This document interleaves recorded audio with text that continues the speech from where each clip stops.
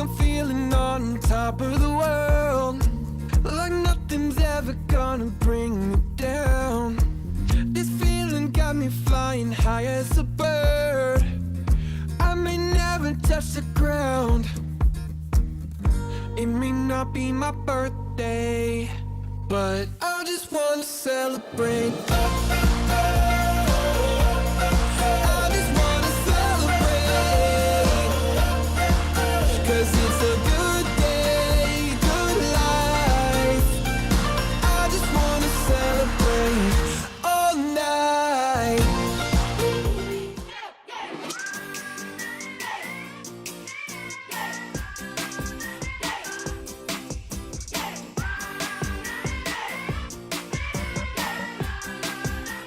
The business just really appealed to me. Once I actually got into it, obviously I didn't think that was gonna be my forever job, but once I got into it, just interacting with customers, and then the fast pace. It's always changing, it's always different, and you learn every day. So it just really appealed to me, and I grew to, love it.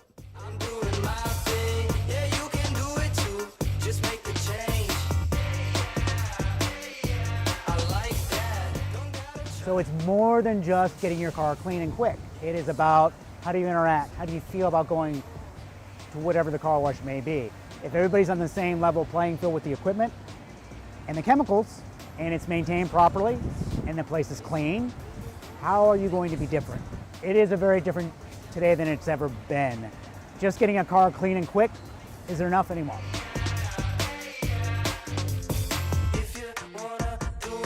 And just the camaraderie and the closeness and the willingness of people to share information was just intriguing to me. It was amazing that people would actually, in the same industry, would share stuff like that. In corporate life, we never did that.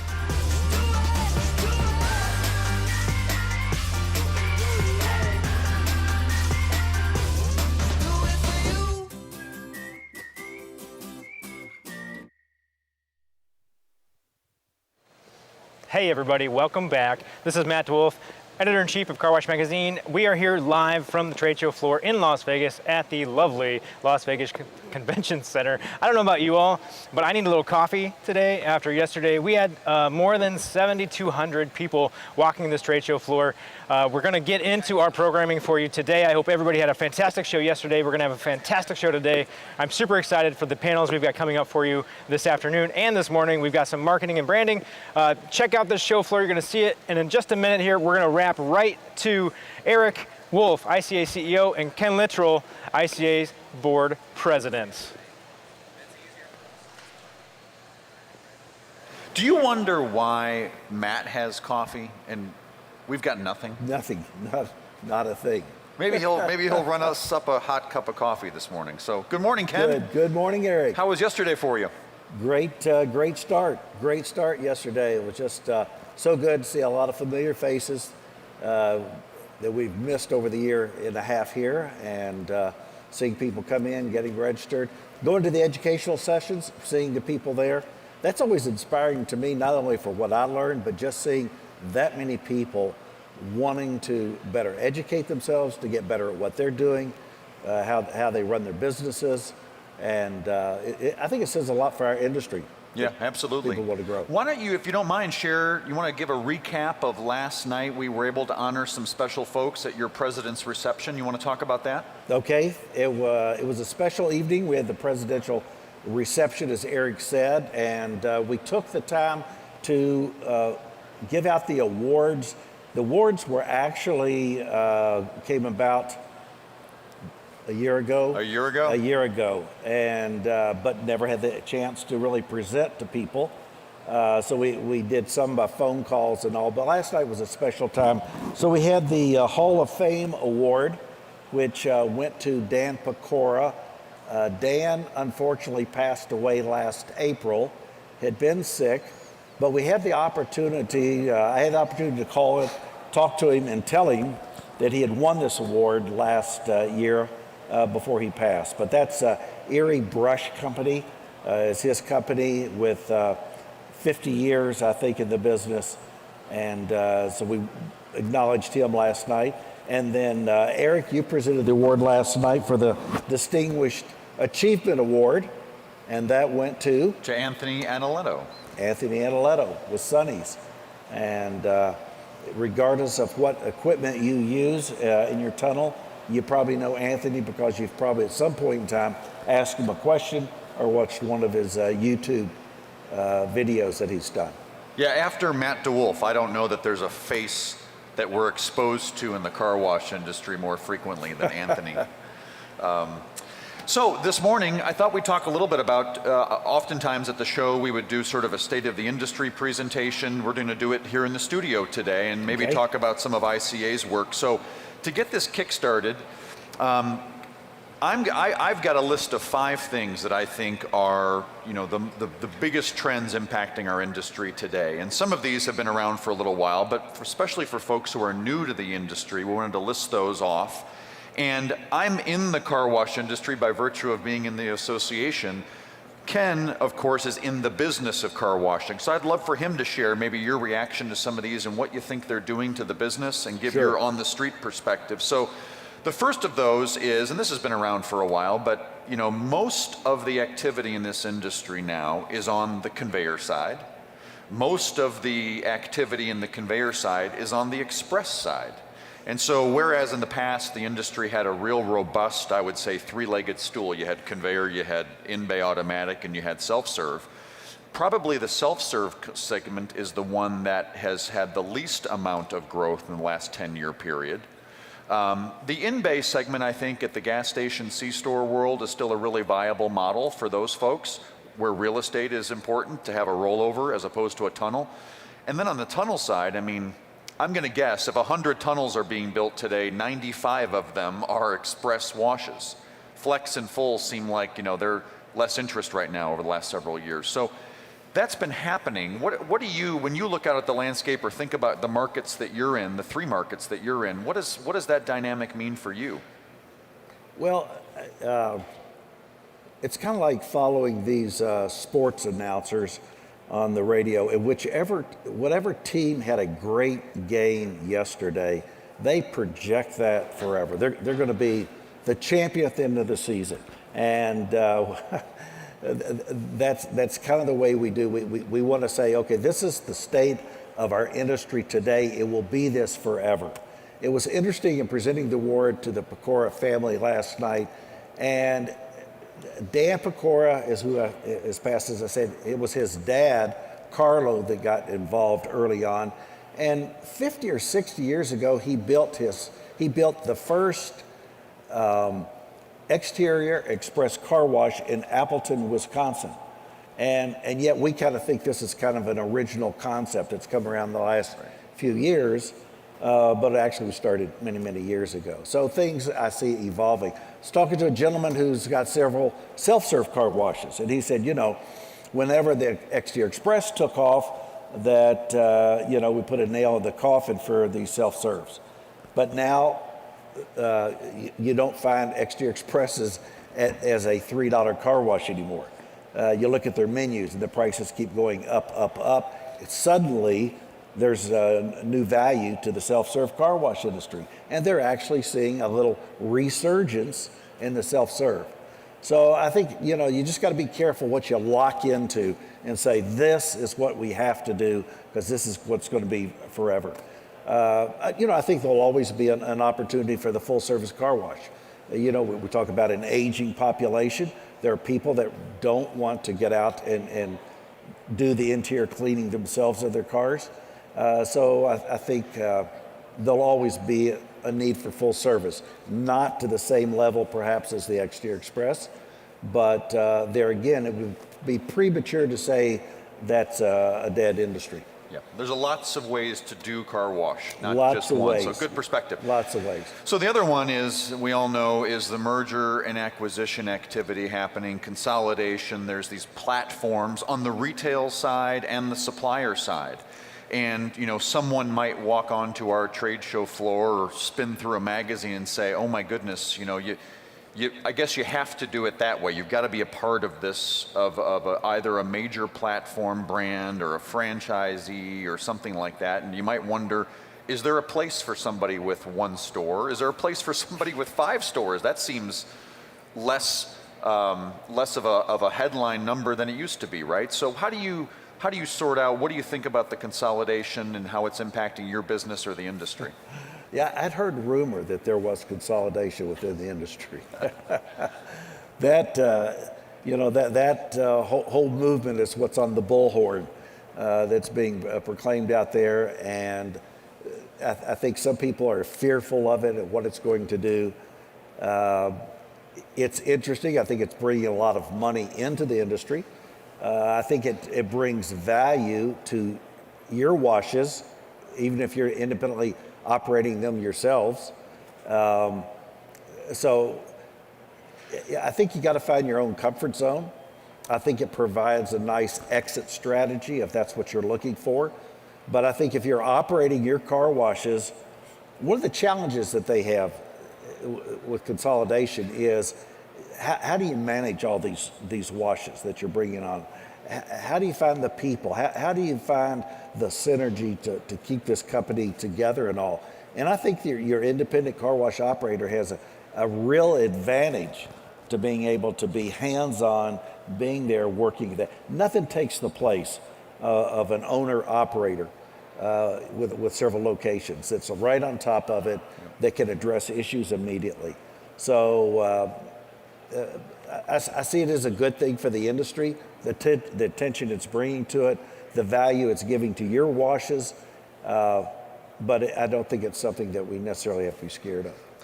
So the third one is the subscription model, in case, again, you missed that one. Hey, guess what? People sell car wash memberships now. And I remember years ago, there was Ken Brott, who you might recall, did a video on, and his idea, it was a whiteboard, and he did some idea of a members-only car wash.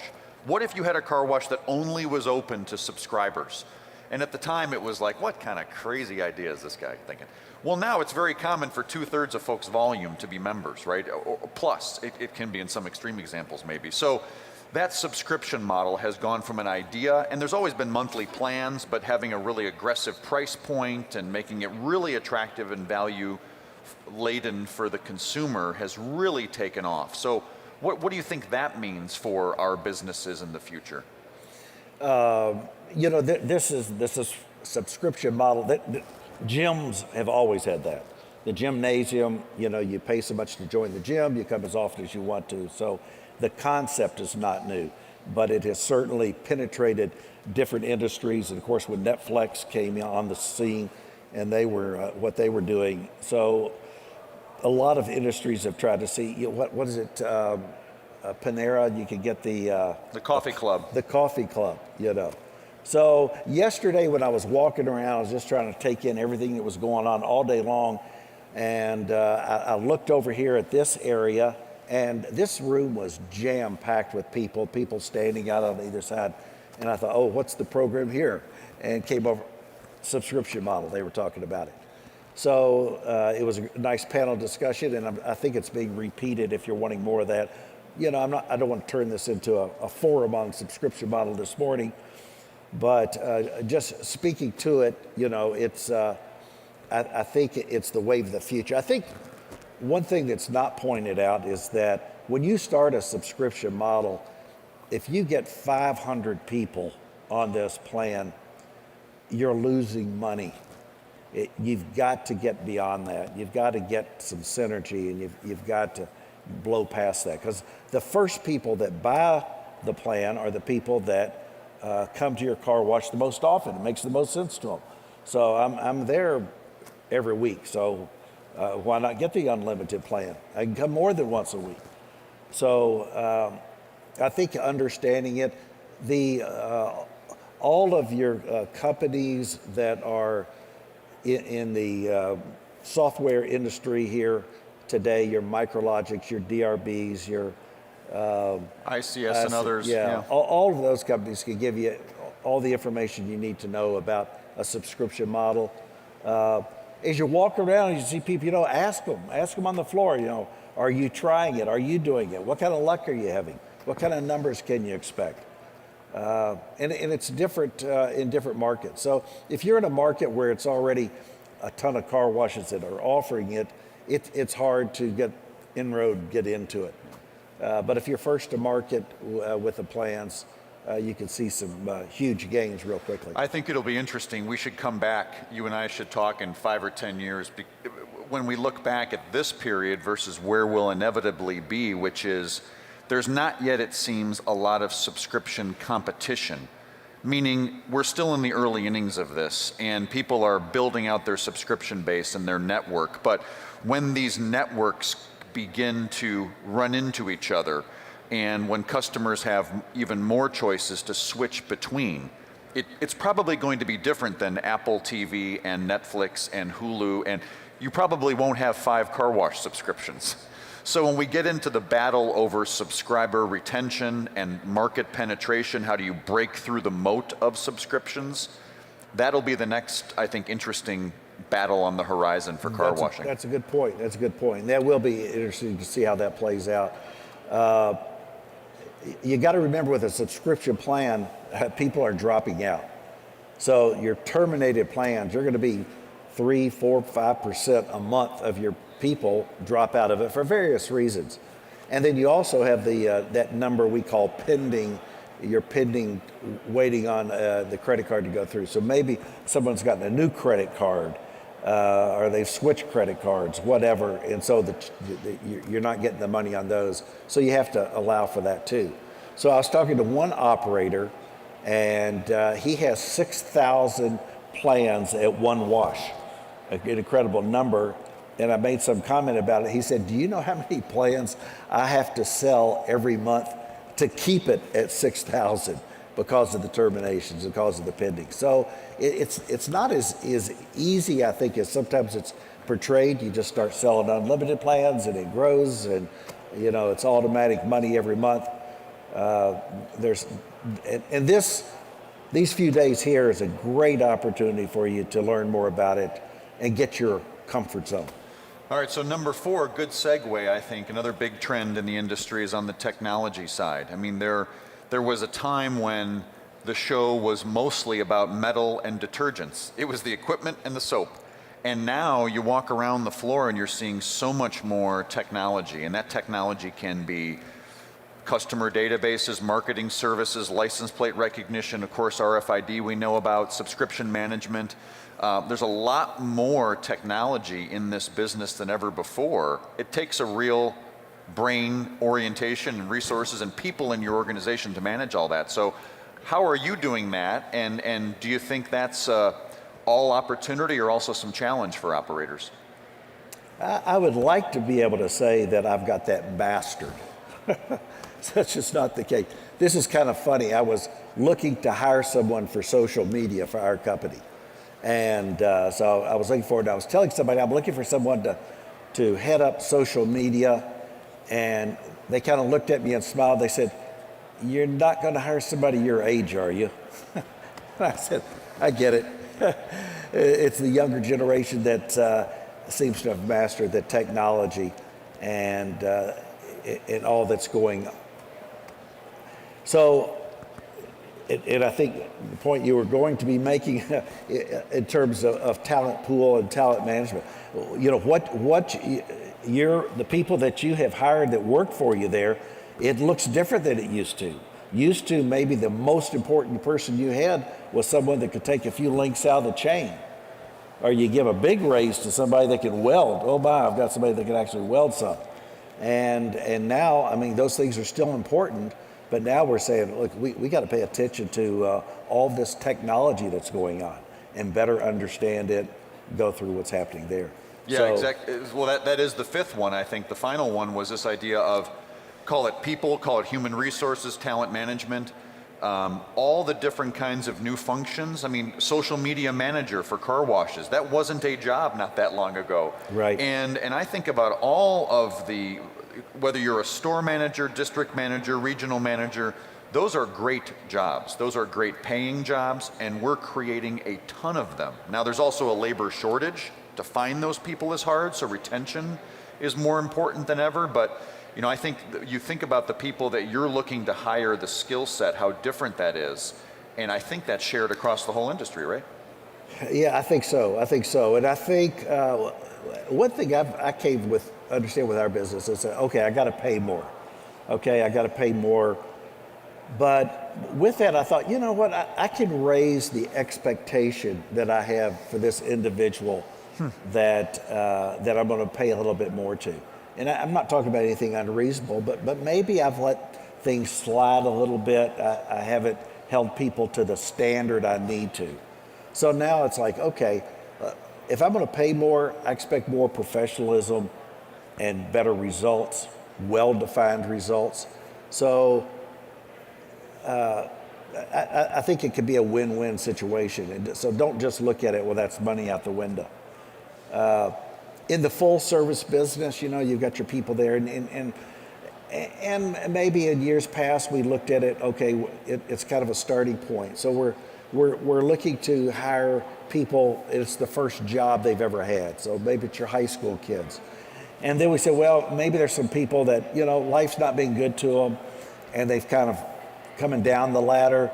We're there as kind of a safety net to help catch them, get them another start, help them get their feet on the ground and moving up. But now we've got this dimension where this is a good career job. This is a good career job for our people that are doing the training, the people that are doing all the social media, regional managers. The whole complexion of the talent pool within car washing, I think, has changed. Well, Ken, thanks for the time you've given us this morning. The great thing, by the way, about being able to do this as the board chair is your term's 1 year, and so whatever you say, no one's going to hold you accountable 5 years from now. It's all good. So you can prognosticate as much as you want and not have to worry about the repercussions. So thanks for the time. It's an exciting time for car washing. Thanks for your leadership over this period of time. And we've got one more morning together. Tomorrow morning, we'll welcome everybody.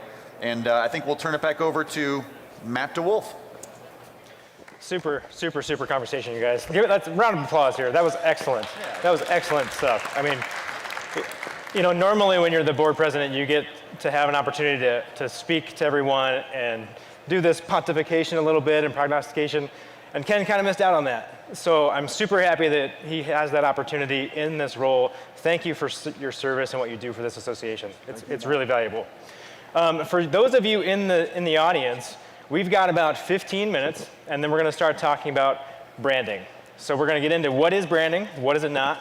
We're going to check out some cool logos, and we've got 3 really fantastic guests from 3 really great organizations for you. We're going to get into that. For the next few minutes, though, I'm going to play Santa Claus, and I'm going to be probably out in that space. I've got some ICA swag in here. The only catch is that if you want the swag, you got to answer my questions. All right, so if you want to talk and you want to answer my questions and you want to get some ICA swag, come see me right outside that television on the outside monitors here, and we'll have a little fun, shall we? So otherwise, hang around. We'll be right back, and keep it clean, friends.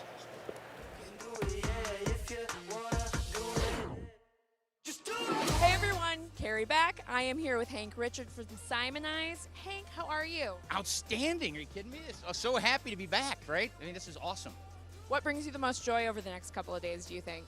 Seeing all our customers, seeing all our people, the industry. I mean, we're back. We're happening, right? It's awesome. Tell us a little bit about this product, Carbonite. So Carbonite is really the next step in the ceramic world, right? So for us, we are testing it out. We're not ready for production yet, but Carbonite, we believe, is going to be the next new thing. Flash all the lights, face on the billboard. Think it's your time. Come on, break down that door. I like that. What are you most excited about being here over the next few days? Just there's so many new innovations coming out, so many new companies are getting involved in the car wash industry, and it's just very, very exciting. I know, it's a kind of wild time for everybody, right? Lots of consolidation, but also lots of new companies you've never heard of before. What are you guys excited to showcase this week? We're showcasing our new silicone-free tire shine that we've come out. As you know, there's been a lot of strain in the industry over that raw material, and we have something we think the car wash world wants.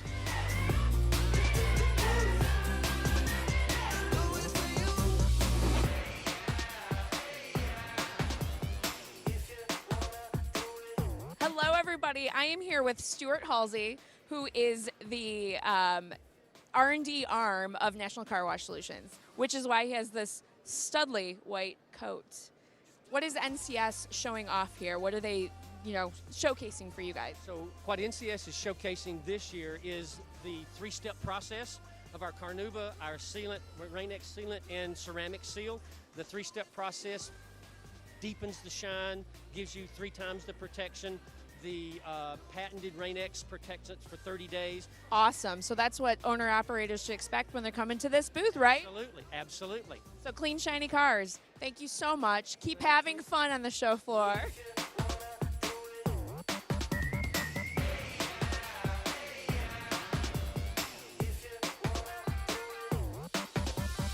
What makes you most excited about the future of car washing? Definitely the next 2 years, what's going to happen with technology. I think technology, the focus on the consumer and the user experience is going to completely change over the next 2 years. DRB is leading that charge with Patheon. Very excited about that product and the flexibility that it provides. And for me, hands down, it's the tech side. Awesome. Thank you so much. Successful show to you. Thank you.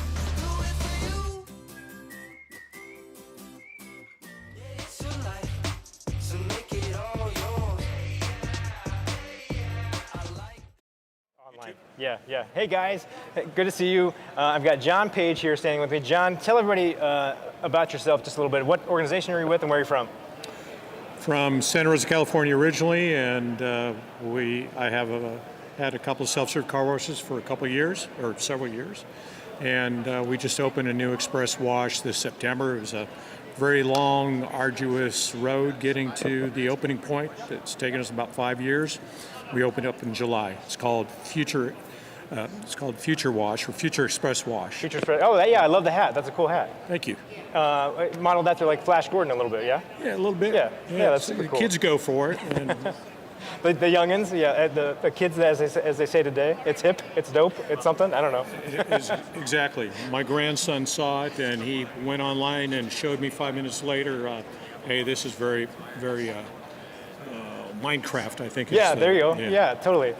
So tell me a little bit about how long you've kind of been looking at the Express model and what made you decide to go that way. You had some self-serves already. Long time, because I first got interested probably over 10 years ago, but I was also in the self-serve industry, and we got in the tank because of the downturn in the economy, and it was a matter of survival for several years, and wasn't liquid enough to do anything until much more recently, starting around 2015. Yep. So tell me, are you going to sell off your existing self-serves? Are you going to convert those to tunnels? Are you going to keep both? There's one of them I'd like to convert. Okay. The other one is like the oldest one in town in Santa Rosa. Yeah. And I'd like to give it a retro gas station feel. That'd be super cool. Kind of keep it that way. Yeah. There's a demand for that in the right location. I think that's in a sweet spot right there. Yeah, that's awesome. I love seeing people making sure they're taking advantage of some of these self-serve properties that maybe people have kind of neglected over the years. There's still a fantastic opportunity with these properties to keep the self-serve components. Maybe you put in an in-bay in some of the bays there. Maybe you do a little mini tunnel or an express tunnel in there. I mean, lots of stuff. Yeah, this spot is very small, but there's been a new, one of the new trends, particularly with young people, fit people, is climbing clubs. And they've built a huge warehouse-type building with rock climbing. Okay. And it's right next door, and it's, prior to that, it was a very run-down neighborhood. Yep. Next to the freeway and very marginalized. So that offers a lot of promise to this one tiny 3-bay self-serve. So I'm optimistic about it. Well, like we were just hearing in the remarks before, there's lots of ways to wash a car and to wash it well, and we're finding that out with you, right? I agree with that. Yeah. So John, tell me, I got one show question for you, then I'm going to give you your swag. So we have the swag bag. If you guys are watching, if you're standing around me, I'm going to be asking you guys to come talk to me, and I will play Santa Claus for a moment and trade some swag with you. But tell me a little bit about your experience at the car wash show. What's it been like for you coming here? I didn't get here early enough. I arrived yesterday morning, and I've just been overwhelmed with all the offerings. Yep. But with my intent to upgrade the self-serves, I've had a lot of places to go to and a lot of valuable information, marketing information as well. And I've taken in as many of your sessions as I could cram in, and will do so until my flight tonight. There you go. Well, we've got lots of good stuff coming up for you. We've got a branding panel coming up at 10:30. We've got some talent management and talking about career pathing for employees. And we've got some great interviews for you later today. But I'm going to stay true to my promise here. We're going to dig into the bag of tricks here and see what we've got. So I think we talked, and you wanted this nifty hat with the headlamp in it. Right on. Right on. Awesome. John, appreciate you. Thanks very much. Yeah, thank you. All right, who else wants some swag? All you got to do is talk to me for just a second. Who's going to talk to me? Let's find a person. Someone is. I don't want to talk to Jason. I talked to him yesterday. Hey, Jason. Yeah, good. Hey, would you talk to me for a second? Sorry. No, you're on the phone. I got you. All right. Who wants swag? I'm going to steal somebody. Come talk to me. Come talk to me, Andrew. Come here. You can't leave me hanging. Talk to Ruth. All right, Ruth, how about you? You guys want to talk? Yeah. I've got great swag in here. Okay, so. We love swag. All right, let's come around this way so we can see our camera just a little bit. You guys turn and face me. The Morelli Group. Okay, so tell me a little bit about the Morelli Group. What are you guys up to? So we're based in the UK. Oh, excellent. First trip out of here in a couple of years because of the restrictions and stuff. Yep. So we come along to the car show. We have an online business where we sell detailing product. Okay. So we do a lot with Kosh Chemi and chemical guys. That kind of thing. Okay. So it's called Slim's Detailing, and it's grown massively through the pandemic. So it's been a great business for us through that. So. Well, okay, so tell me a little bit. So tell me your role with the business. I'm the National Sales Director. You're the Sales Director, and you are? I work for Ruth as a sales director for the north of England. Excellent. So you are who we want to talk to. Did say that. Right. Well, I'm going to ask you a little question that maybe you probably aren't prepared for. But I know in the UK, hand washing, non-sanctioned hand washing is a big deal. Yeah. How are you guys kind of dealing with that? And maybe you could explain a little bit about what that is for those of us in the US. I think part of the problem for us is that we have a lack of space in terms of real estate. So to put a big car wash into a town or a city is hard. So therefore the hand car washes use a lot less space. And also with the ceramic clear coats and things like that, the ceramic coatings, people don't want to put their cars through a brush wash. Yeah. So there's a whole thing about that. So, we sell a lot of the ceramic products now, a lot of the protection products. We're doing sprayable wrap, that kind of thing. Yeah. So our main business is in car refinish, in collision repair. Yep. So this is an adjacent business for us. Gotcha. So Okay. it kind of comes on both sides. So we're just coming to have a look and see what's out here. Excellent. You guys are usually ahead of the curve for us. Well, we try to be. It's hard for us though, because with the pandemic, we buy a lot of products in from the States, but it's taking like 4 or 5 months, and the shipping costs have gone up, and so it's been a tough time. So tell me a little bit more about that. Supply chain is hitting everybody, Absolutely. right? I mean, it's really rough. It's really hard. Yeah. What are you guys doing to kind of stay ahead of that? Are you just trying to order more? Are you ordering more frequently? We order more frequently, all of that, but it gets stuck in the ports. Yeah. I was in Hobby Lobby yesterday, and they were talking about floristry supplies being stuck in the ports and stuff, and we've got the same problems at home.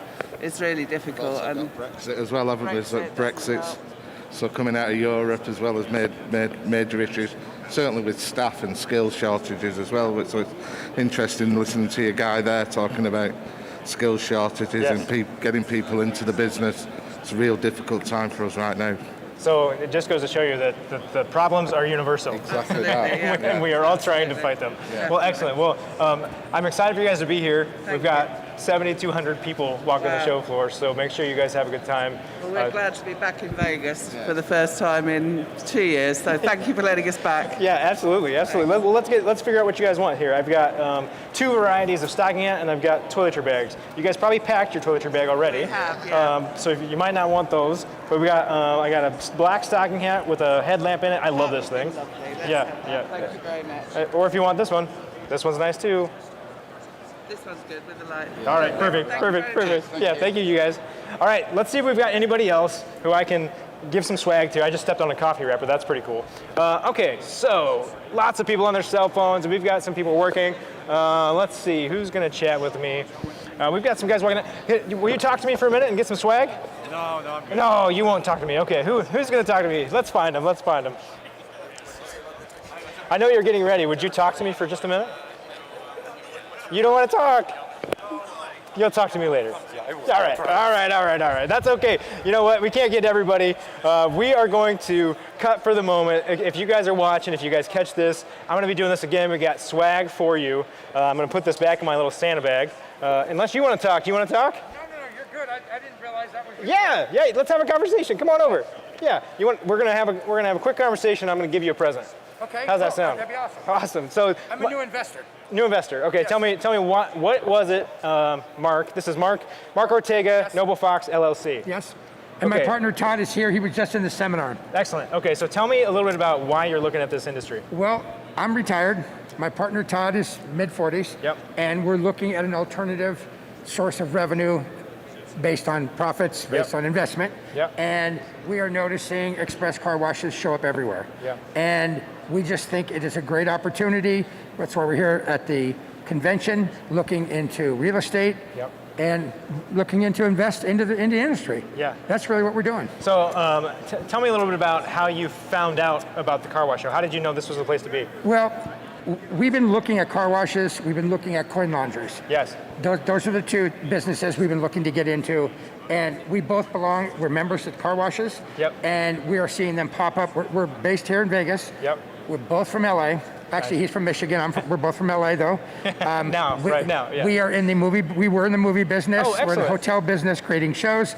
And we have some ideas that I think are going to change the car wash industry, the express car wash industry. I love it. We're into graphics and videos on hotels, and we just think there's a car wash in South Carolina called The Wizard. Okay.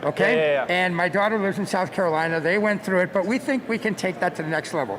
We think we really can create something that people would really want to bring their families and kids to. Yeah. So you're looking at it from the perspective of, number one, it's a good industry to invest in. Number two, you feel like you can bring some crazy experience games to it. Absolutely. And my little brother Todd, he's the creative one. Okay.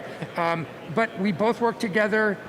We're in an industry where we can evolve the express car wash to an experience that people would really want to bring their families and kids to. Yeah, I love that. It's a whole new, I can't really tell you a whole lot less. Yeah. But you can tell me later, maybe. We're hoping to break ground within the next 6 months. Yeah, 6 months. Easily. Okay, yes. Awesome. And starting with one. Yes. Yeah. But our goal is to have many. Yes. One, maybe with 2 or 3 in the process. Right. Yes, absolutely. And I mean, this is a small start, but a big investment. I love it. Mark, awesome. Let's get you hooked up here. What you want? I got a toiletry bag. I want a beanie. I would love a beanie. You want that one, or do you want this guy? No, I'm going to give this to my little brother. He loves color. Excellent. Hey, thank you. Hey, Man. appreciate you. I'm glad to be here. Hey, let's catch up when you've got that location underway, and let's get it going. All right, awesome. Okay, so I still have swag. I'll be giving this out the rest of the day. We'll be talking to you all. We've got just maybe, 15 minutes or so until our next panel comes up. Make sure you come back for us. And until then, keep it clean. These are the top 10 ways you know that you are a car washer. Number 10, you call out retracts driving down the road with friends and family. Number 9, your significant other is so used to your uniform, they forget to tell you to take it off on date night.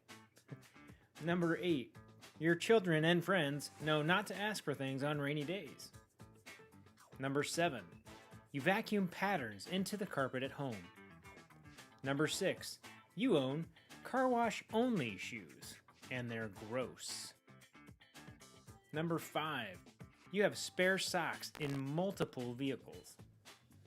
Number 4, the weather report is the most important part of the news, obviously. Number 3, your khaki pants are actually blue, yellow, and pink.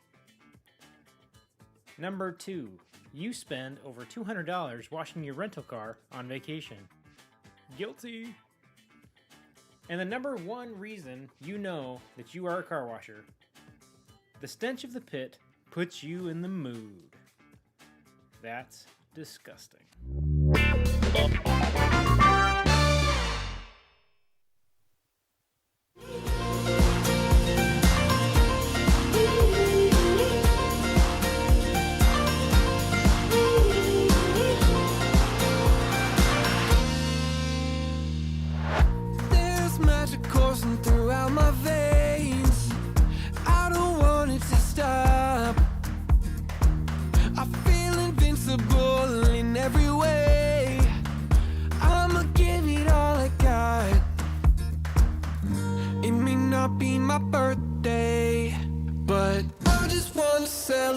celebrate. I just wanna celebrate. 'Cause it's a good day, good life. I just wanna celebrate all night.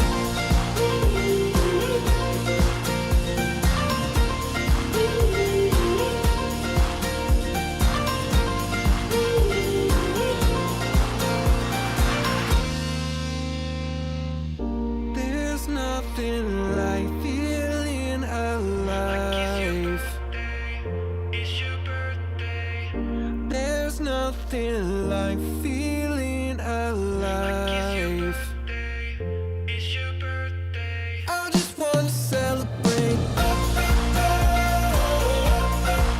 just wanna celebrate.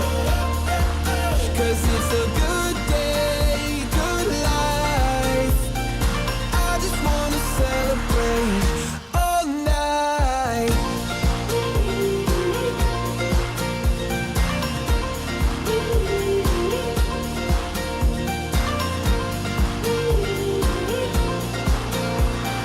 I just wanna celebrate all night.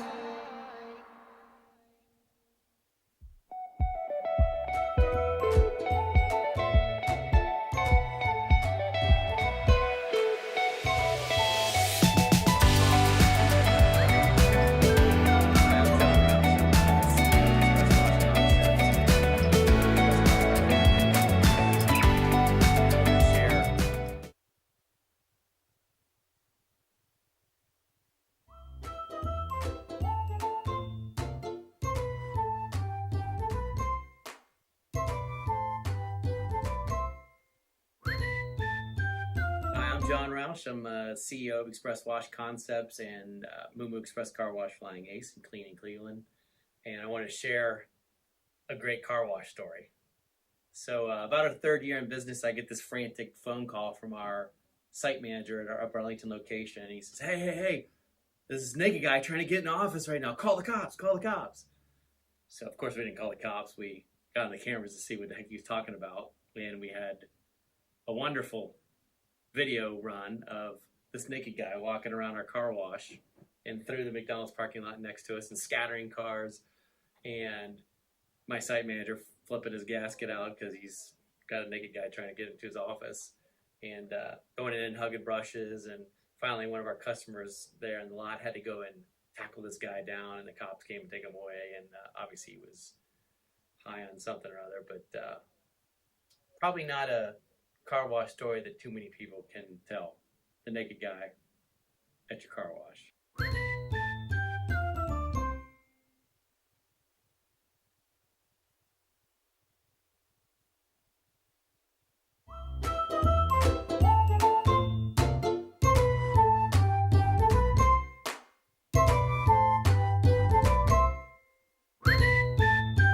It started one evening. It was a cold, wintry night. We were just about to close. I was in the office, and it was about 10 to 6, and all of a sudden I hear the equipment turn on as if somebody was going to get their car washed. And I was a little surprised because the snow was swirling outside, but didn't really think much of it and went back to work. And about 2 minutes later, one of the guys comes into the office yelling, screaming, Mark, come quick, come quick. And I go, what is it? He says, no, come quick, this guy's crazy. So I go to the back of the wash, and there's this guy screaming and swearing up a blue streak, words I've never heard before. And he's telling me that we've broken his mirror when he went through the wash. And I was trying to get him to calm down, and he just kept swearing at me. I said, listen, I'm the only guy that can help you here. If you don't stop swearing at me, we're done. So he calmed down for a second. I told him, let's go into the wash and let's go through the process to see if there was something that was wrong with the equipment. And because I was pretty convinced we hadn't broken his mirror. Well, he started swearing at me again. I said, that's it, we're done. So he starts walking to his truck, and he turns and he looks at me and he goes, you'll get yours. And he drives off into the night. So the next morning, we shut down that night. The next morning we're opening up, and we open from the front of the building, the entrance to the wash, to the back. And I was in the office getting the cash ready for the register, and all of a sudden the same employee from the night before comes running into the office and goes, Mark, come quick, come quick. And I go, now what is it? So we get to the back end of the wash, and there, 2 inches outside the back door, the back garage door, was a boulder. Not a rock, a boulder. This thing had to be 4 feet high and 6 feet wide and by 3, and it was huge. And I stupidly thought that, you know, maybe if I got 15 guys, we could shove it out of the way. It probably weighed several tons. So I'm going, oh my goodness, what are we gonna do? And it was blocking the exit to the car wash, so we couldn't open. I call the police. One of my buddies who's a cop shows up. He falls out of the cop car laughing. So he's taking pictures. He takes pictures of us on the rock, next to the rock. We take pictures of him on the rock.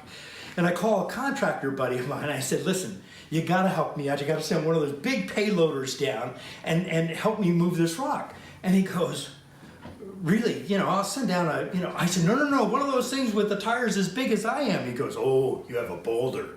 And so sure enough, he brings it down, he moves the boulder out of the way, and we get operational. So we're operating maybe, 8:40 or so. We usually open at 8. And sure enough, if the guy in the pickup truck doesn't go driving by and he's got this big smile on as he drives by, and then all of a sudden he realizes that the wash is open. And the face just disintegrates into this scowl as he drives on. Never saw him again, but we're open for business. Dude,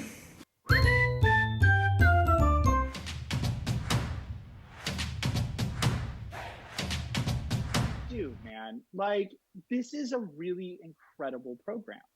Like, the management portion of it covers the stuff that I can't, and it builds these kids into managers that not only make my place more successful, but they can take those skills and use them at other businesses, and they are super applicable.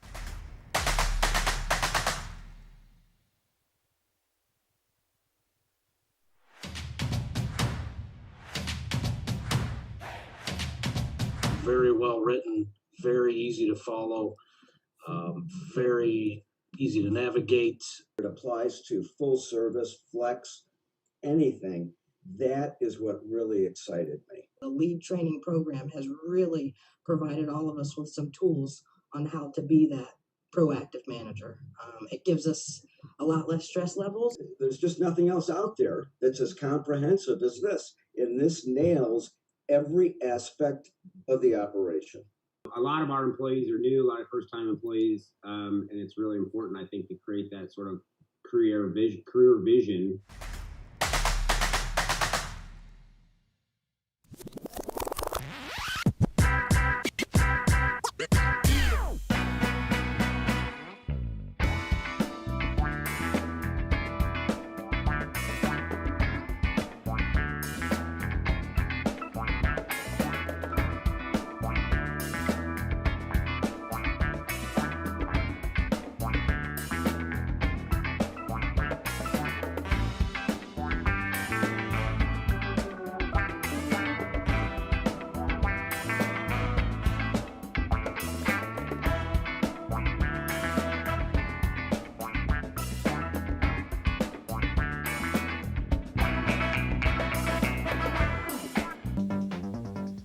Welcome to Waterway. I'm Henry Dubinsky, the company president. As a new employee, you are joining many others who've worked for Waterway since 1970 when we opened our first unit. Your part in Waterway's success is vitally important to serve your customers and ours in such a way that they will want to return to us time after time. Providing that service requires you to understand what we offer to customers, how to serve them, and how to appear when serving them. Waterway's car washes are located in many parts of the St. Louis area. Taken together, they maintain an image of excellent equipment, clean appearance, and well-trained, well-groomed employees. We are sure that you will fit into the Waterway team and will help us to continue to be as good as we are today. Good luck. The best car washes in town use water and over, under, all around. Soap with a high activity rate to penetrate the grime. And special new blue cloth brushes for soft and easy no-scratch scrubbing. And there's a rust-protecting underspray available. And the new Gleam Wax that's actually buffed in. And plenty of hands to wipe and polish and vacuum. That's what happens at Waterway Gas and Wash, the best car washes in town.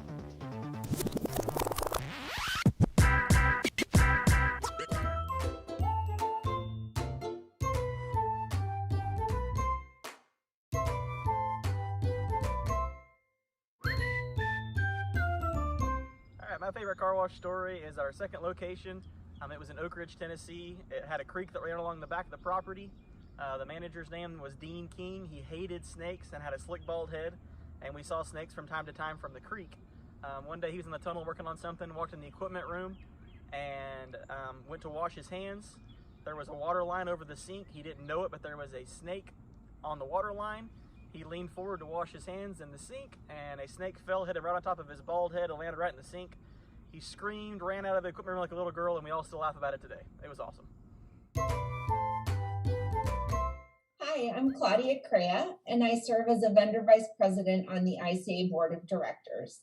This month, the ICA is profiling some of the ways in which we can bring value to our car wash operators and suppliers, and I would like to talk to you about one of the value opportunities called Pitch. Pitch is an online video call presentation for members offered nearly every month, where operators can hear the latest in products and solutions. With the recent challenges so many of us have faced being able to connect during the pandemic, this has become a great way for us to meet customers, but also a great way for operators to learn about what's new, ask questions, and meet other car wash professionals. If you're not a member, take advantage of this $10 off coupon and join today, so you don't. I'm Mike Black with Valet Car Washes in Ontario, Canada. We operate 9 locations up here, from express to flex, self-serve, detailing, some loop shops, and some gas stations. What I found attractive about LEAD was, as a company grows, and you have multiple operations with a lot of employees, training is a great aspect that you have to get a handle on. And we had been trying to develop our own online training system for some time, but it just kept getting pushed to the back burner. So when I was made aware of LEAD, the LEAD program, I jumped right on it. I said, this is a great platform that we can use to have consistency among our network. This program is car wash specific. I think that's really important. I mean, you can take online courses, all kinds of online courses, but what I like about this is it's very specific. It puts our employees right in the business of what they're doing, and that's car washing.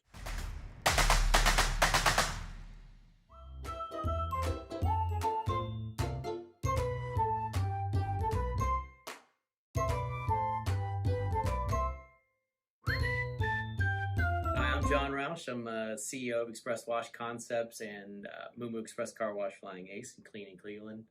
And I want to share a great car wash story.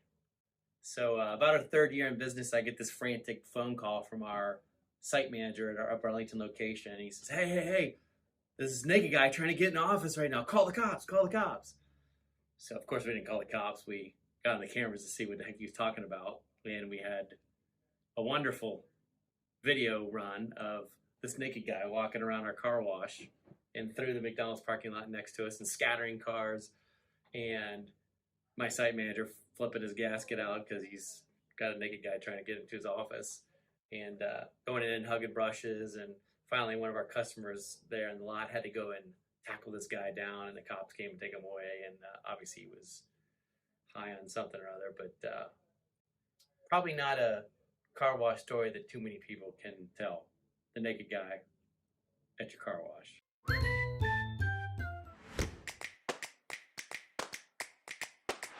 Just especially having people talk about, hey, you gotta check out this new car wash.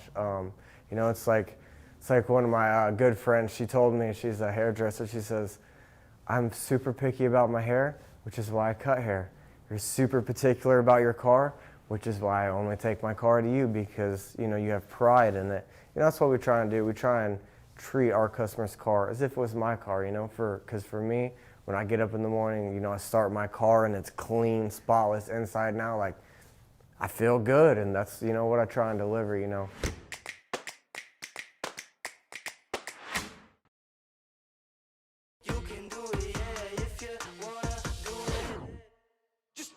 Hey everyone, Carrie back. I am here with Hank Richard from Simonize. Hank, how are you? Outstanding. Are you kidding me? I'm so happy to be back, right? I mean, this is awesome.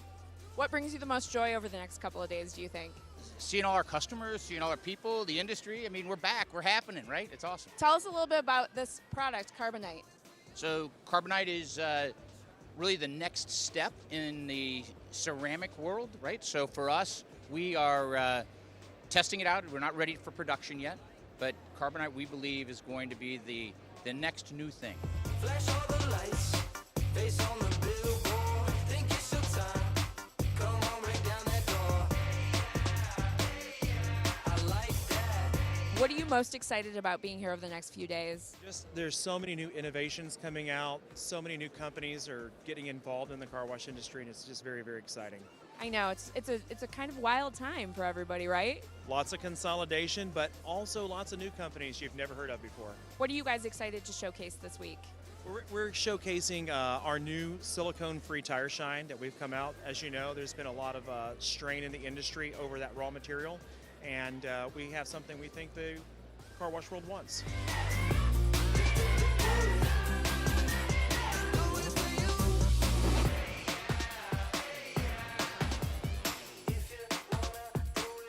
Hello, everybody. I am here with Stuart Halsey, who is the R&D arm of National Car Wash Solutions, which is why he has this studly white coat. What is NCS showing off here? What are they, showcasing for you guys? So what NCS is showcasing this year is the three-step process of our Carnauba, our sealant, Rain-X sealant, and ceramic seal. The three-step process deepens the shine, gives you 3 times the protection.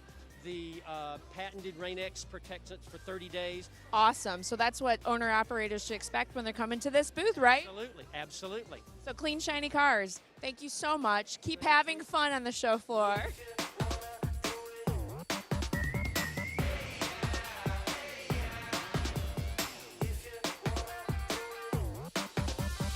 What makes you most excited about the future of car washing? Definitely the next 2 years, what's going to happen with technology. I think technology, the focus on the consumer and the user experience is going to completely change over the next 2 years. DRB is leading that charge with Patheon. Very excited about that product and the flexibility that it provides. And for me, hands down, it's the tech side. Awesome. Thank you so much. Successful show to you. Thank you.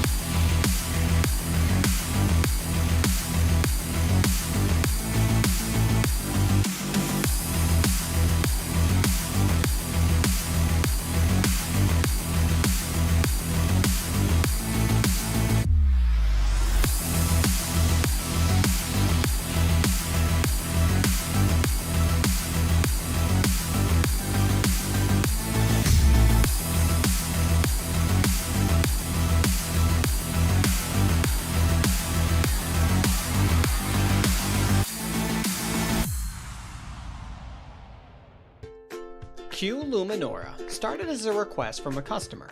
His car wash was producing clean, dry, and shiny vehicles, but he still felt something was missing.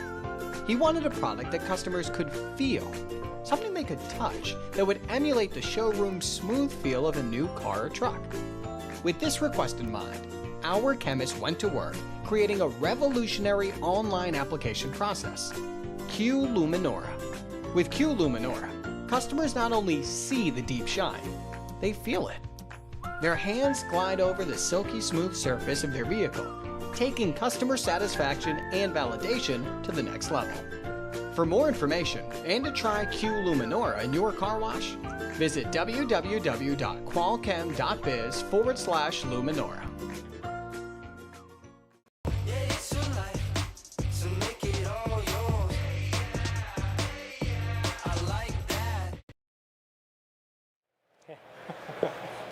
We're live. The bump happened. You guys saw that. I was just staring down here at the confidence monitor. That's fine. Hey, everybody, welcome back. My name is Matt DeWolf. I'm the editor-in-chief of Car Wash Magazine and your host on Car Wash Magazine Live. We do this program on a weekly basis, and the whole premise of the thing is to help people become better professional car washers. So we want to highlight great stories, we want to give you great ideas, and we want to inspire you to make great choices in your business. And so we're going to do that today. We're going to talk about marketing. And specifically, we're going to get into a branding conversation.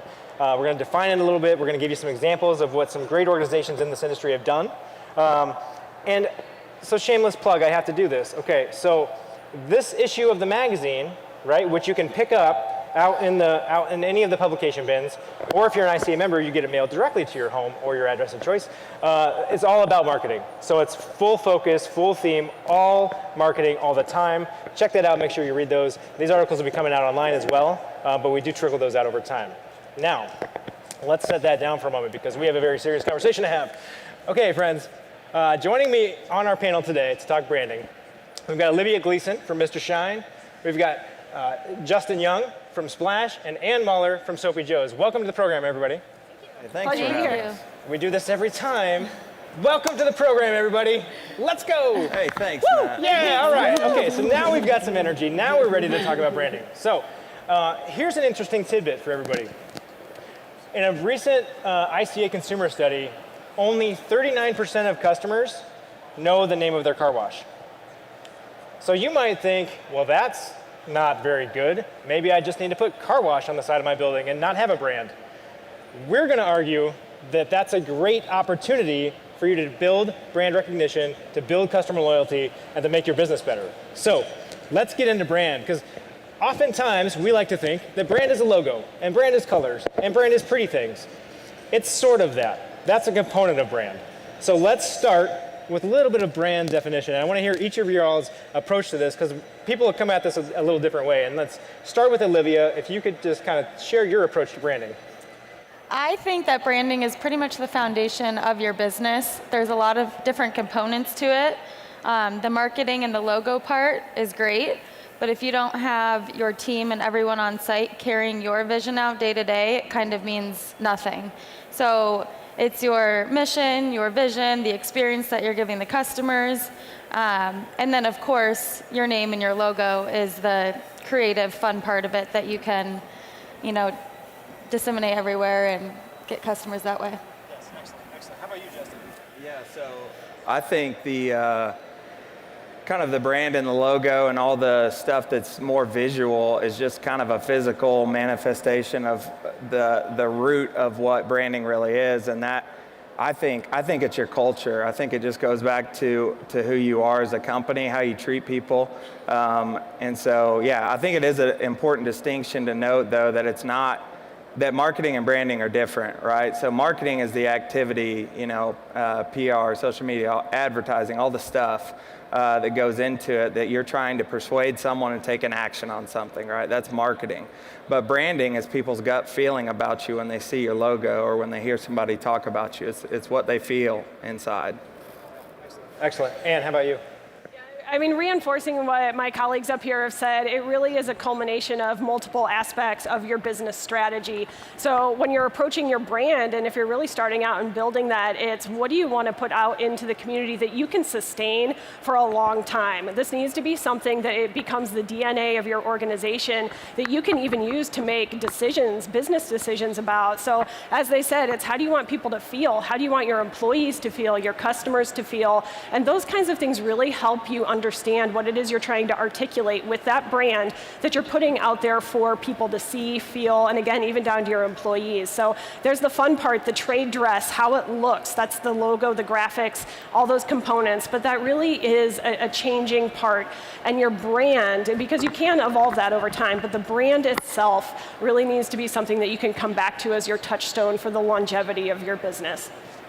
And the thing with brand is, right, like, it's how you show up every day. I mean, it's pretty simple. How do you show up every day? Are you consistent in what you do? Are you consistent in the experience you provide? And are you showing up in a way that reflects those values that you put in that pamphlet that you give to the new employees, and you say, this is what we're all about? Are you all about that? And are you showing up like that every day? So that's really the crux of it. I want to get into a little bit about who cares? Why does it matter? Like, why do we need brands? I mean, 39% of customers will remember the name of their wash. I'm going to put car wash on it. Ann, you want to start? The answer to who cares is your customer does. Even if we're in a situation where maybe 39% remember a car wash brand, your consumers are making choices every day on where to spend their discretionary income. And if it comes down to the car wash on the corner of First and Main or Soapy Joe's, we want them to come to Soapy Joe's, because there's a third choice, which is I'm not getting a car wash today. And they could decide to spend that on a latte at Starbucks because they know that experience. So we think brand is incredibly important, as it is something that in the backplane of consumers' mind is really fueling their choices on how they spend their day, their money, and we want that experience to come through, and we want to be that choice. Yeah, excellent. Justin, how about you? Hopefully you guys care. I care. Hopefully we all care about our brand, because you cannot outmarket a bad brand, right? You can have some flash in the pan sales stuff that's nice right now and puts a little money in the bank. But if you're trying to build something long term, which I think a lot of the people with the quality of our industry are trying to build something big, I don't think you can do that without a strong brand. I don't know if now is a good time to talk about Ritz-Carlton, but I really want to talk about Ritz-Carlton. So Ritz-Carlton is a little bit of my brand crush. All right, so they spend $0 on marketing every year, but they're one of the most recognizable luxury hotel brands in the world, right? And so if you get to thinking about that, it's really absurd. Like they do not advertise their hotel at all, because I advertise right now sitting on this stage for their brand right now, you know, because I've stayed one time, but I'll never forget it. It was one of the best experiences.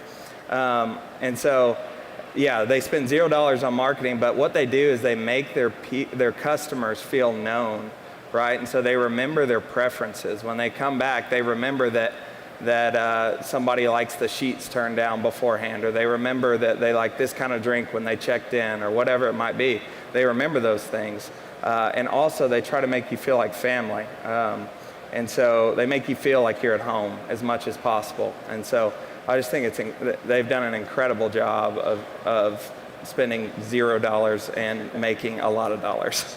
Yeah, well, it's like paying attention to all the little details of the experience, which is what we're all trying to do with our washes. We want to make sure that the customer's having a great experience, and the Ritz is like this, right? They're really great at service. You've also got brands like Marriott, also really great at service in general. But I mean, these brands, they have a smell. Like, they literally manufactured a scent that is the Marriott scent. So it's the whole package. So, okay, let's come down to Olivia here. Tell me, why does it matter for you? Who cares? Well, first off, it comes from, ownership. You have to care the most, because the customers will see that. It goes you, your employees. If customers can sense that there's something off there and neither of those people are happy, then they're not going to be happy. You should treat them, like your friend or anyone else that you would, and they're just going to buy into the brand. They don't want to be, told things that they don't understand about the car wash lingo that we use. They just want, a good experience, and they want something that is involved in the community. And it's not just, oh, I have to go get my car washed. It should be, I love going to the car wash. And I think that that's something that hasn't always been that way. Yeah, I love that. You mentioned something in that that I think is an entirely different panel, but it's this concept of using insider jargon, right, to market our products. We'll put that on another panel, because I think that that's really important for us to think about in terms of, if I'm the customer, I don't really care or know what ceramic is. So you don't need to tell me that. You don't need to educate me on ceramic. You need to call it something really simple that I understand, like Super Shine. Oh, all right, that's cool. I'll buy that. So anyway, I digress. I have lots of passion points around this subject. So let's go into, okay, so we talked a little bit about why brand is important and why we should care about it. And by the way, for those of you in the audience, if you do have questions, we're going to try to leave a little bit of time for that. So we've got a couple of microphones. And if you just want to queue up with those microphones, we'll catch your question. Before you ask your question, please do introduce yourself for us, because we want to know who you are, and our folks watching at home would love to be aware of that as well. So, okay, so let's get into, sorry about that, let's get into how do you do it, right? So when you need to create that consistency. We talked about Ritz being able to create that consistent experience for everybody. How do we do that with our brand? Like, where does that show up? What do we need to do? And we'll start back down with you again. Yeah, so I think one of the things that we're most proud of at Soapy Joe's about how we approached our brand and how it was developed was including our various stakeholders. So this was not something that was done in the White Ivory Tower and the marketing folks decided that this was going to be the overlay and the look and the feel, and it was pushed down. We really involved our employees at every level of that brand articulation, including crafting our mission, vision, and values, asking them what was important to them. We had executive offsites where we went through interactive exercises to understand what was really meaningful to us as leaders. And we really brought all those things together and refined them to find what the right tone and approach was for Soapy Joe's. So as far as how do you do it, there's a lot of layers, but coming back to that authenticity, again, what can you sustain for a long time? If you're picking something that is shiny and cool because it feels, in the moment, but it's gonna fade for you and you're gonna have fatigue with that over time, that's not the right approach. So I really encourage you to take stock as an organization, make sure that the voice is coming through of your various stakeholders, and really use that as the backplane to build those elements. In terms of how we did the logo, we really took a risk here, and I think this is also, something that we're really proud of at Soapy Joe's, is not being afraid to go on a path, an alternate path, and really coming up with something spectacular at the end. We put our logo out for requisition on a website where multiple artists can respond to the same creative brief, and that allows, this is especially great technique for those of you out there who do not have an agency of record. So this is something any of you can do today. Put your creative brief out there and have multiple people respond to it, so you really get a variety of voices in how that can look for your market. So those are a couple of elements when you ask, how did Soapy Joe's start building the brand, that I would offer for consideration to you guys. So make it authentic, do a survey of your leadership and your employees, and then don't be afraid to go on the path unknown. You don't have to have this huge agency to really get something phenomenal. That is the logo we use today, is the one that was a result. There's been modifications to it, but as a result of that exercise. So that was Soapy Joe's path. Yeah, and if we have time here at the end, I know that everybody does like to look at a good logo. So we'll show these three logos and maybe talk about it a little bit if we can get to there in our time together. So Justin, why don't you give us a little bit of your spiel on how do you create that brand consistency? Yeah, I think the tangible stuff, I'm going to say it's easy. It's not easy. It's easier than the secondary part of my answer. The easy, quote unquote, stuff is defining your brand colors and your fonts and all your stuff, right?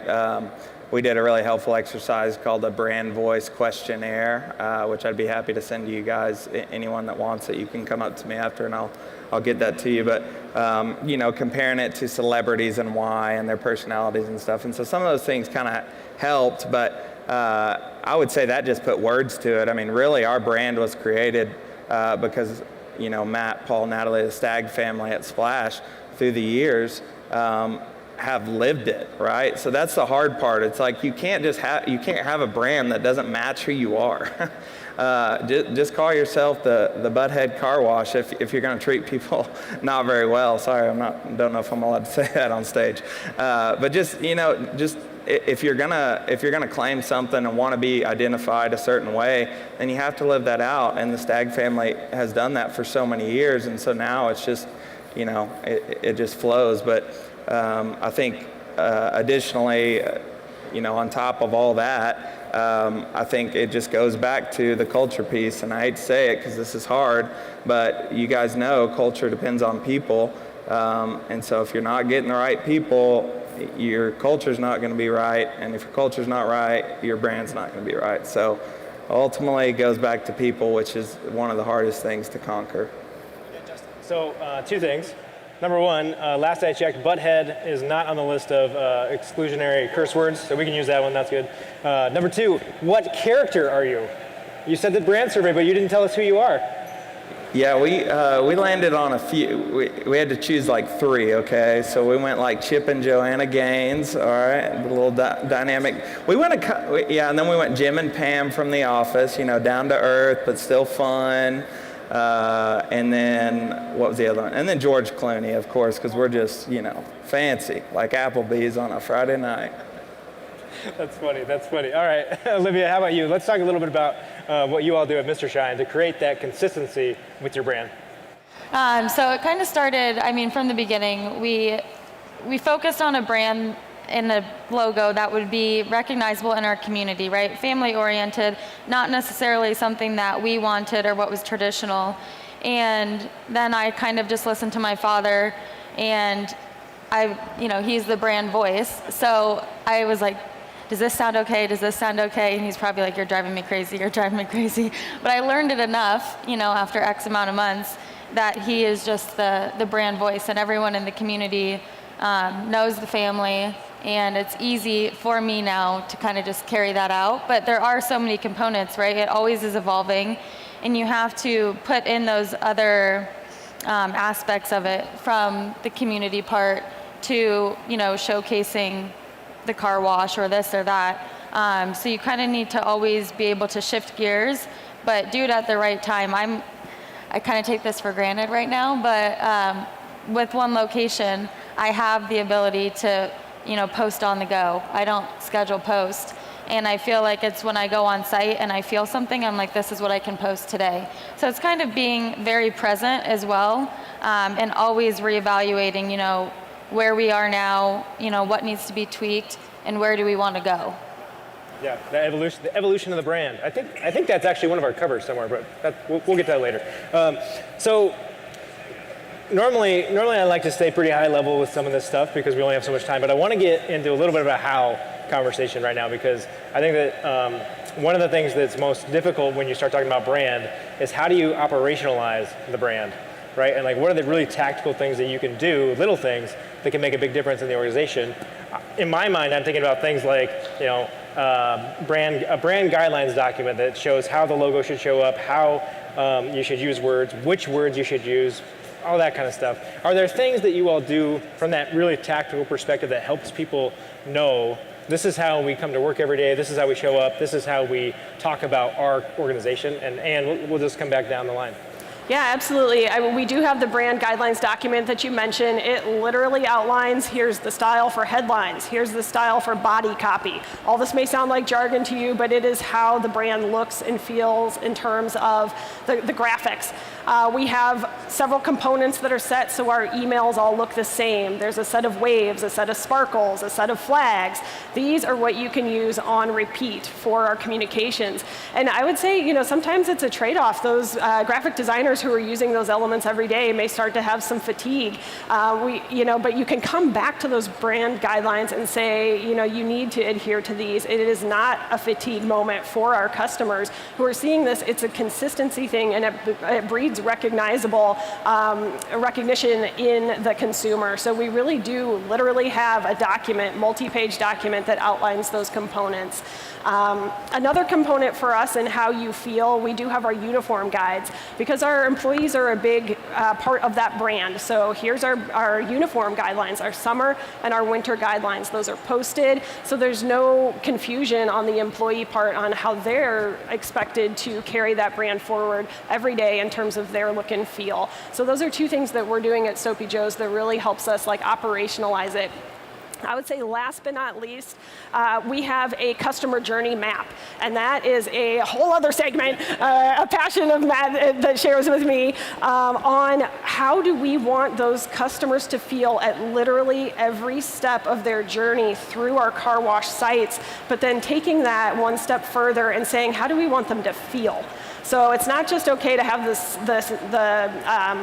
signage correct, but what are they supposed to be feeling in that moment? And those tools really help us in a concrete way understand how we want those brand components to come to life on our sites, from how the customer feels, how that employee is looking, all the way down to the marketing elements that are out there conveying our brand.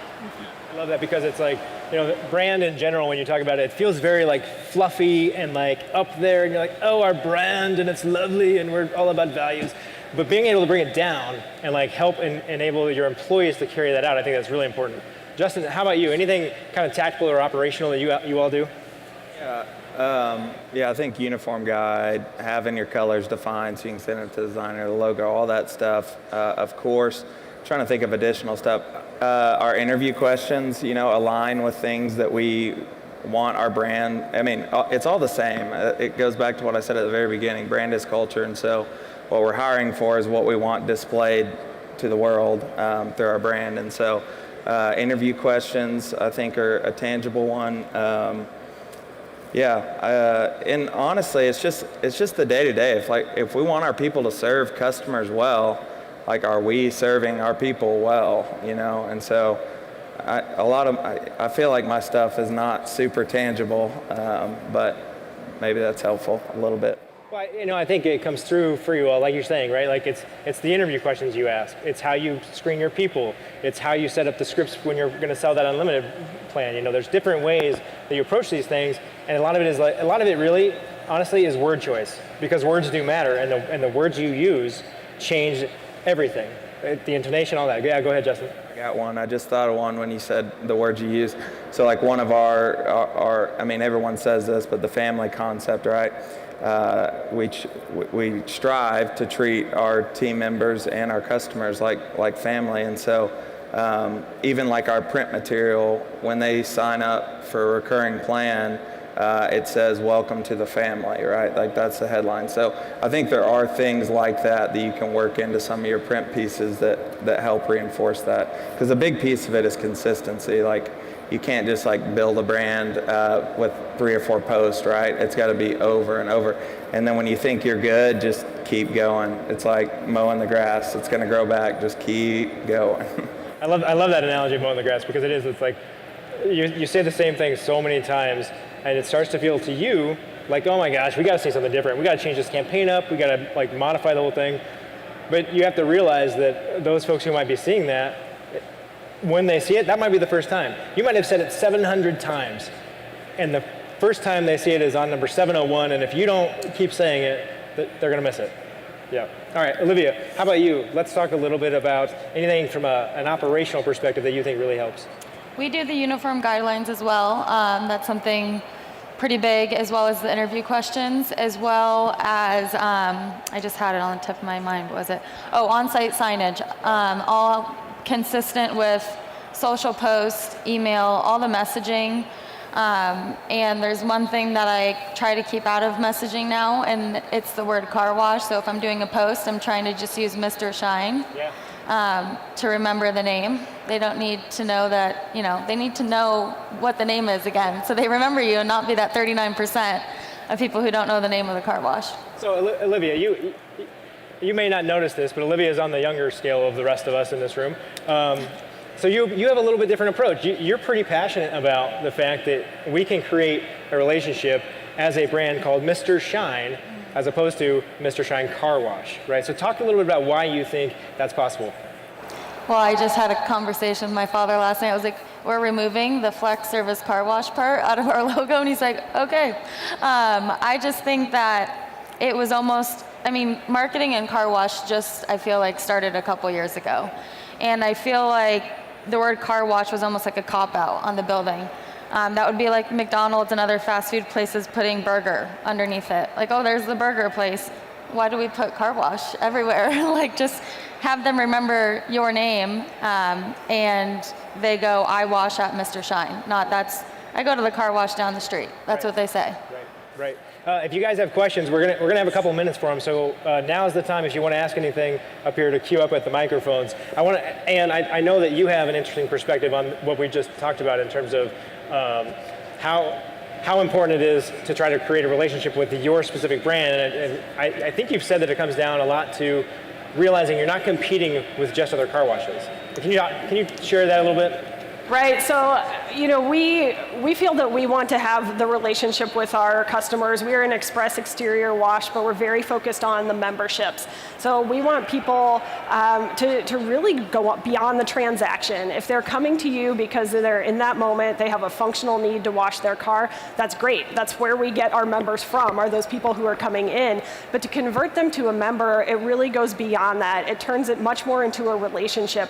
Why are they going to keep paying you every month on that recurring membership if there's not something more than the functional components? If it's the functional pieces that you're competing on with the wash down the street, we're talking location, price, quality of wash, that's a really hard game to be in, because you're always going to be trying to go a little bit cheaper, really struggling to create a reason for them to come back to you. If you have that relationship and you're trading on feel, that's a much stronger position for you for the long-term brand and the long-term health of your business, is to be in that moment where they have a spark, a feeling, and that's really something more. When we survey our customers, we do this every year, the two things that come back as the way that they feel about Soapy Joe's, it's a sense of accomplishment and they feel happy.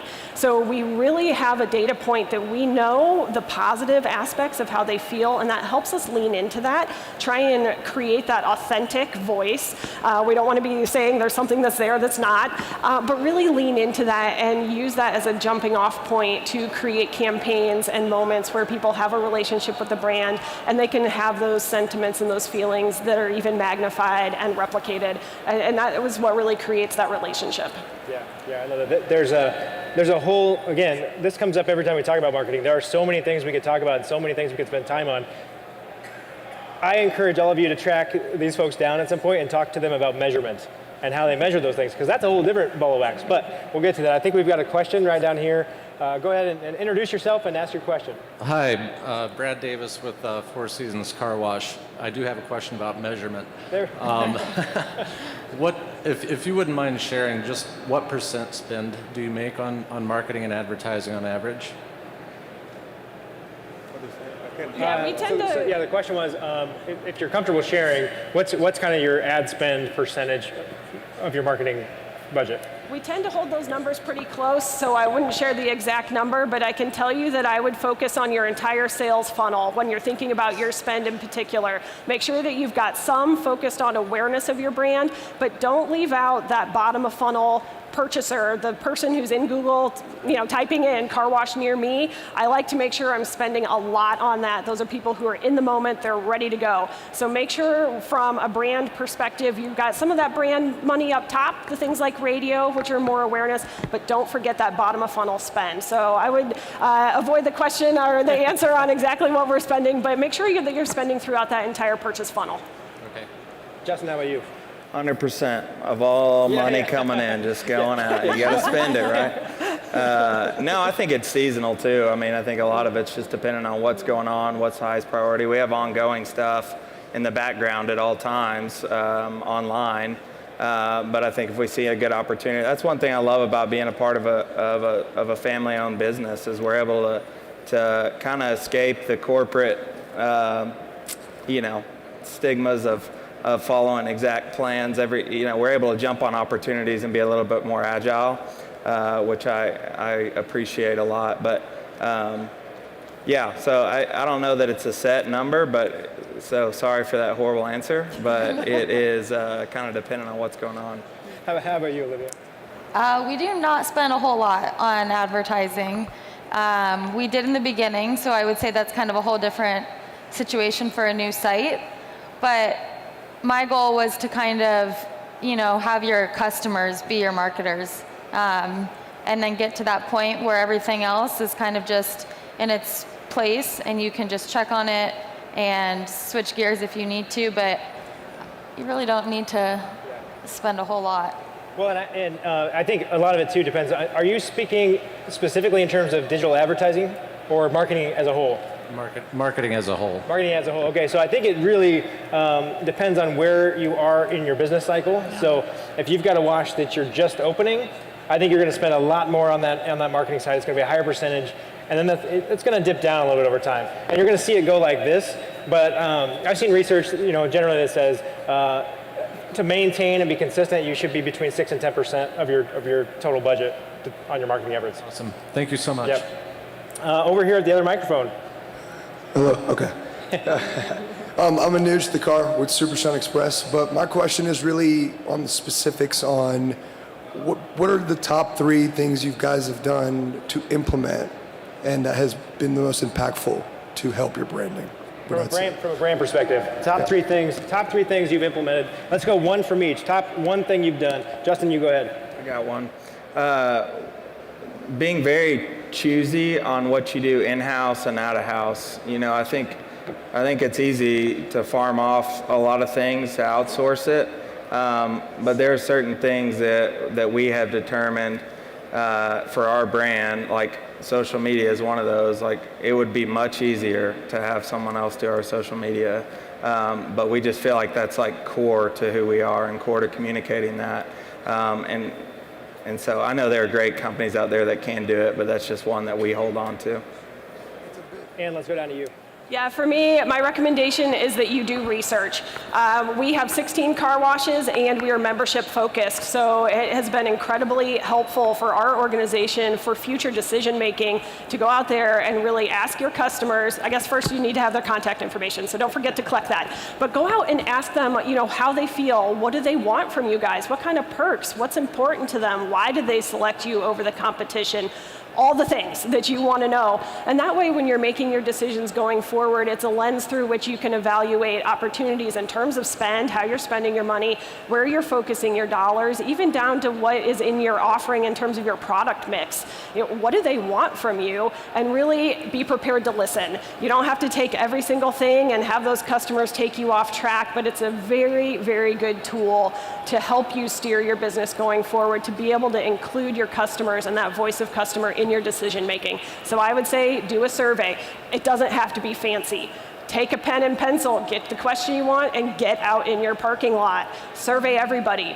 We use SurveyMonkey. It is a tool that anyone in this room can use. It does not have to be too fancy or unapproachable. It's not expensive. It's something you can do today. Yeah, excellent, excellent. Olivia, how about you? One thing. Mine is the same. Engage with customers. I think that so often everyone has this set slogan in their mind of, ours is speedy, shiny, friendly. And at first, when my father came up with it, I was like, yeah, I'm not going to put that anywhere until I start seeing reviews that say speedy, shiny, and friendly. So a year went by and a lot of reviews said speedy, shiny, friendly. So I was like, okay, we can use it now. But constantly checking in with the customers, going, helping out at the kiosks, going in the interior, engaging with customers. They're the ones who decide what your brand is, essentially. Excellent, excellent. I've got one for you too. So I don't want to share this because this is my secret sauce, but I'm going to tell you guys. Okay, so there's you may be familiar with this. This is an exercise I think everybody should do for their business. There's an author called Donald Miller. If you know him, he's great. But this concept of a story brand, right? And so you go through this exercise where you create a brand script. And that helps you kind of identify really simply what you are and what you're about.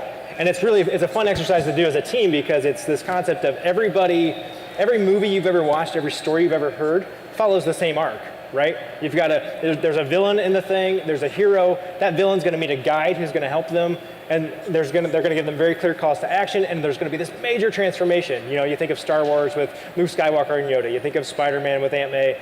So the important thing about that exercise is super fun to do. It gets everybody on the same page, but I think it also helps you remember that we in our businesses and when we're putting our stories out there, we're not the hero. We're the guide. We're the ones that are helping people succeed and make the transformation that we want them to have. So if you haven't checked out that book, I think it's called Story Brand is the book. He's got a whole series of stuff, Business Made Simple. He's a really great marketing mind and he helps you really keep things simple, which I love. So does that help? Hopefully. All right, awesome. Thank you. Well, we are wrapped for time for this one. I encourage you all to find these folks, connect with them. You can connect with me too, but these guys are probably better for you. And we've got some more content coming up for you this afternoon. We've got a talent management panel. We've got another operational panel with our friends at Talk Car Wash right back here in this space. And we're going to be giving away some prizes a little bit, so you guys should kind of hang out in the area and make sure that you're around to play a little trivia and win a little swag. So until then, keep it clean.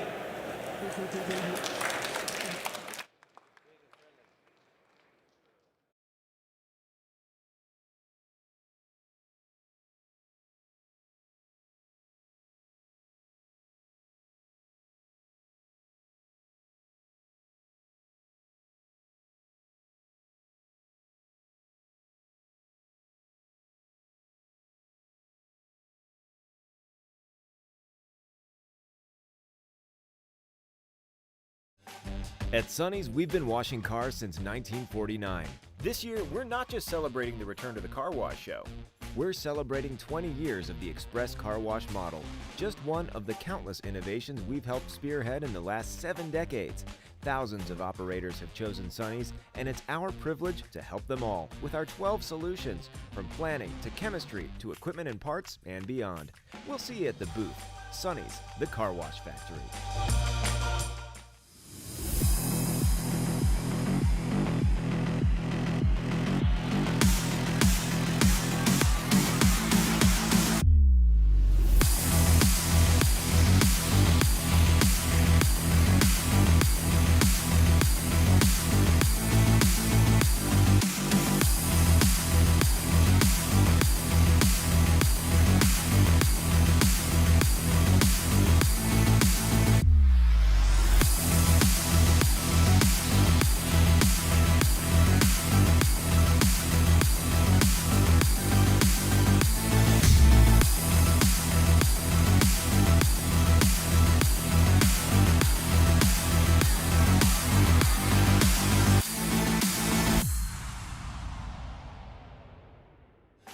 At Sonny's, we've been washing cars since 1949. This year, we're not just celebrating the return to the car wash show. We're celebrating 20 years of the Express Car Wash model, just one of the countless innovations we've helped spearhead in the last 7 decades. Thousands of operators have chosen Sonny's, and it's our privilege to help them all with our 12 solutions, from planning to chemistry to equipment and parts and beyond. We'll see you at the booth. Sonny's, the car wash factory.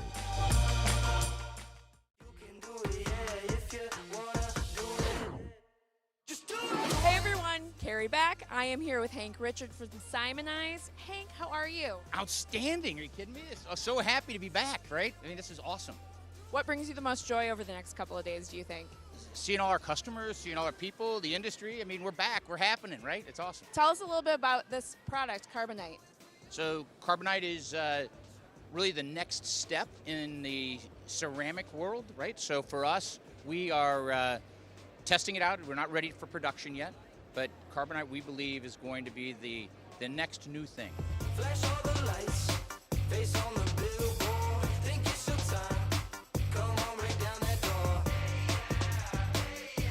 I like that. What are you most excited about being here over the next few days? There's so many new innovations coming out. So many new companies are getting involved in the car wash industry, and it's just very, very exciting. I know, it's a kind of wild time for everybody, right? Lots of consolidation, but also lots of new companies you've never heard of before. What are you guys excited to showcase this week? We're showcasing our new silicone-free tire shine that we've come out. As you know, there's been a lot of strain in the industry over that raw material, and we have something we think the car wash world wants.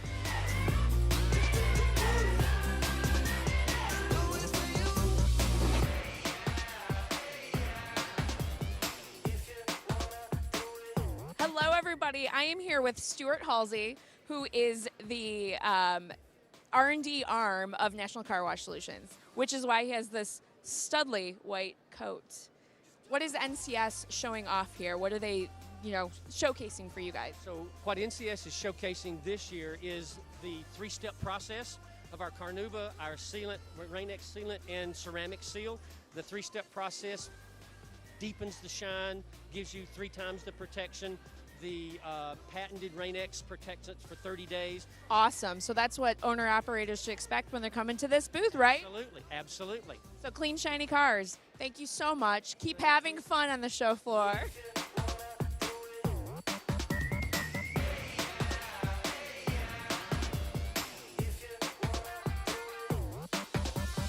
What What makes you most excited about the future of car washing? Definitely the next 2 years, what's going to happen with technology.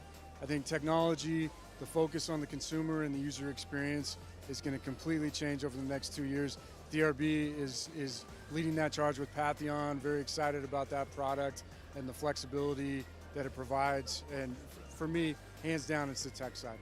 Awesome. Thank you so much. Successful show to you. Thank you.